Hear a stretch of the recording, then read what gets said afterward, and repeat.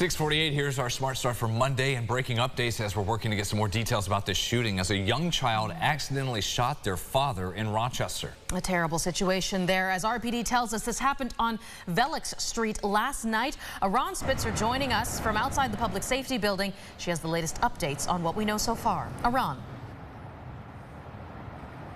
Brennan, Michaela, Rochester police have yet to confirm just how old that child is who accidentally shot their father after getting their hands on a loaded gun. Now, officers tell us that the 26-year-old man had that loaded gun in his vehicle, for which he did have a license. We're told his, quote, young child grabbed the gun, which then fired, accidentally striking the man. He was rushed to the hospital, where he's currently listed as stable. The kid was unharmed. Now, police say the father will be charged with endangering the welfare of a child for failing to properly keep that gun away from his kid. Reporting from Rochester, Ron Spitzer, News 8.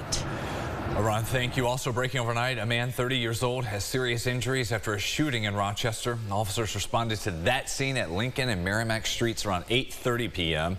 He was taken to the hospital, still receiving treatment. At this point, no word yet on what led up to the shooting or if there are any suspects in custody.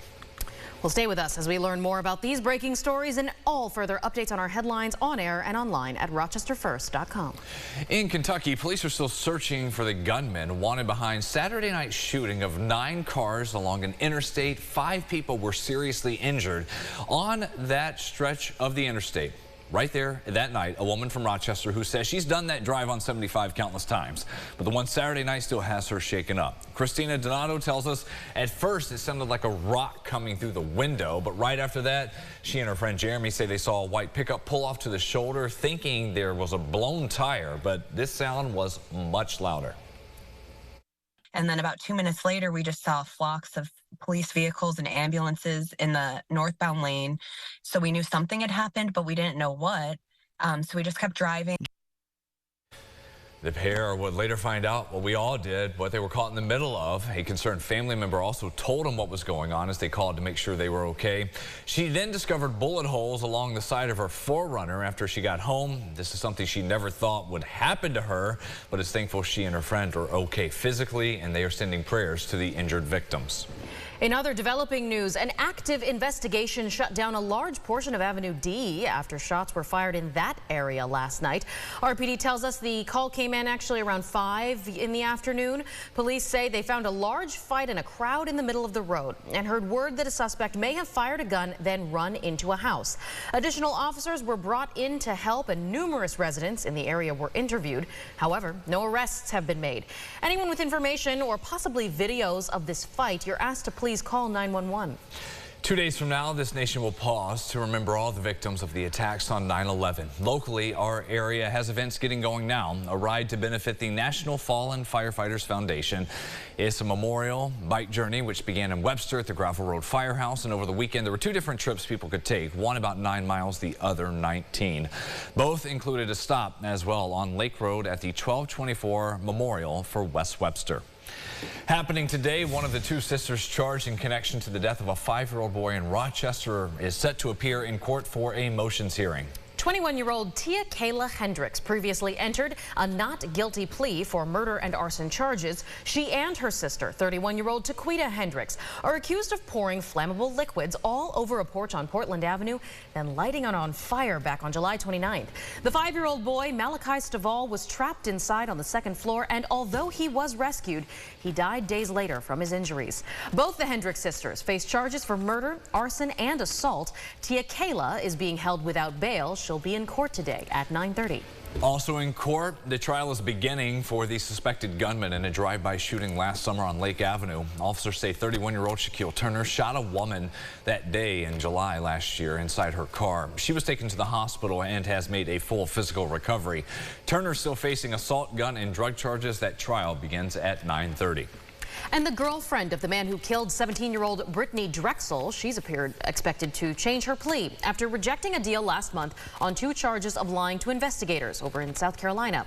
Back in July, 56-year-old Angel Voss agreed to plead guilty to making false statements to federal agents, but then later in August changed her mind, agreed to a 10-day continuance after the official charges were upgraded. There was actually suspected to have the initial penalty was gone up to 8 years for each of the counts.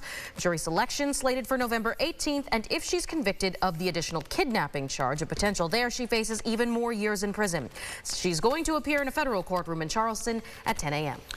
Let's go inside the Buffalo huddle. We counted 231 days between the last playoff game for the Bills and the season opener Sunday. A long, long wait for Bills Mafia, but you got rewarded with that win, a thriller. For all the changes the Bills had done at wide receiver and the defense in the offseason, the one constant, quarterback Josh Allen, and he was great when the 4-time defending AFC East Division champs needed him the most after falling behind 14 in the opener against Arizona.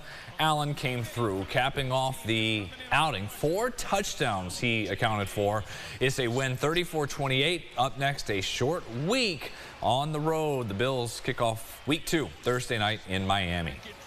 Feeding the community and seasoned with love. That is the mission for folks over at the Community Justice Initiative and Sweet Ida Mae Pantry.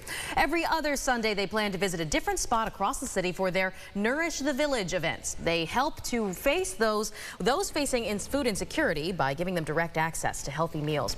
Yesterday's spot was at the Rock Transit Center on St. Paul Street. Rochester needs a lot of help right now, so I mean, a lot of different organizations should step up, so we're just trying to set the example and just show people how to do it. You know, it's not too hard. You got organized and just be consistent. That's really it. The next big event for this group is a celebration of Daniel Prude's birthday on September 20th. The details for the time and location will be announced soon. Sunrise traffic before we get a final update on that weather. Yeah. What are we, 10 minutes past sunrise officially? Yeah, right, 6:44. As a view from the west side, everything's good. East side, 590 southbound, no congestion yet. Let's keep it that way. First Monday back at work and back to school for everybody there, James. And yeah, maybe a morning wave of rain, maybe a storm popping up. Yeah, that's right. Especially when we're getting off the bus this afternoon. Let's keep an eye out for that. Finger Lakes looks great right now. You love the clear skies there. Starting off in the 50s for most, we'll climb into the upper 60s, maybe highs right around 70 briefly. And you see the rain chances above 50%. Right around that evening commute. So that'll be the focus as we get later today. Once we get through this, we're going to be in great shape. Looks like the rest of the week should be clear. Numbers go on kind of a day-to-day climb. Tuesday, Wednesday, big jump to about 80, and then by Thursday, we'll peak there in the low to mid 80s. So summer not done yet with us, with some warmer air around the corner. But finally, a full clear weekend. Yeah. I like Knock that. on wood. Tentatively, good, yes. Right. That does it for us here this Monday Sunrise. We'll see you back here at 7:25. Have a great day.